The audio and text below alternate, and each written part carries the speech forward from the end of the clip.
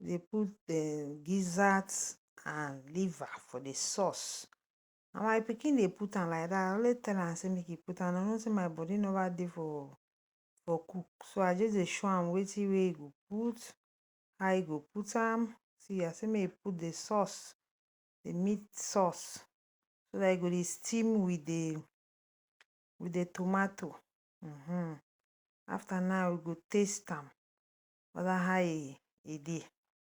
So my people, na wey just dey stir am. I say make e stir am. Na so they dey cook.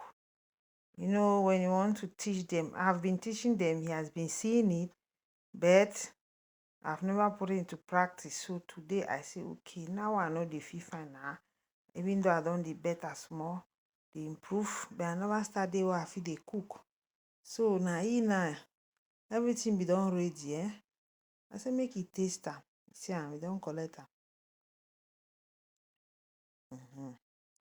He say he don taste am. My people, whether na boy pikin o, whether na girl o, teach am make e know how to cook. At least this, if he know am for make am. He dey tell me say he sabi am, because when I dey cook, I dey call am say make e come, but he never do am. So today na wey he do am. Before he do anyhow, I say do am. Yes, so that I go dey control you, say put this one, taste this one. I know say the kind pot of soup like this, pot of stew, if salt pass, maggi pass, na that one e don gbege. So you get to control am, so that you too go dey know say na so I cook am. Na so they tell me say put salt, put tomato for this time, for this stage. When time reach, na this one dey enter first, na this one dey enter second, na this one dey enter last. Now so they put na spices. Now na ginger, pepper, garlic, pepper, small njansa, na black pepper. Now so everything for inside.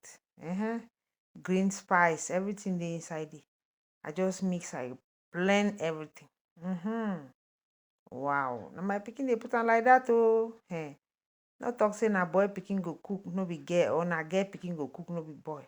All them dey chop. All them dey chop. So that before you marry your own woman too, a woman want tell you say, na me dey cook like woman. You too go tell say no, me too, my mama train me well oh.